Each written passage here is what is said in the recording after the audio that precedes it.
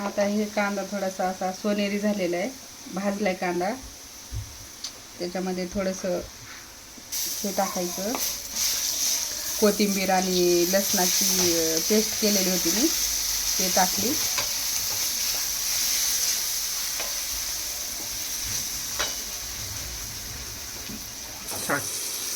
थोडंसं ते परतल्यानंतर हे आता डाळ टाकायची.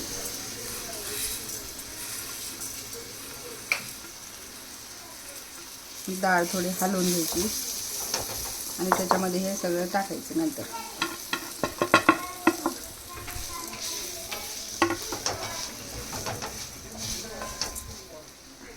तुम्हाला जेवढी रस्सा पाहिजे त्यानुसार पाणी टाका.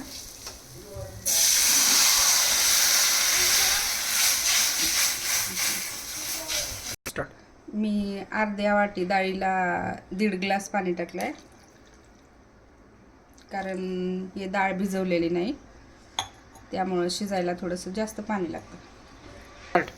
ह्या भाजीला आता उकळी आलेली आहे आणि त्याच्यामुळं थोडंसं असं जरा उकळी आल्यानंतर थोडंसं आता गॅस कमी करायचा थोडासा आणि मंद आचेवर शिजू द्यायचा. आता ही आपली उडदाची डाळ शिजलेली आहे पूर्ण आणि थोडासा रस्सा पण आहे त्याच्यामध्ये. त्याच्यावर ही मी थोडीशी कोथिंबीर टाकून घेते. खायला खूप छान लागते, पोळी बरोबर, भाकरी बरोबर खा.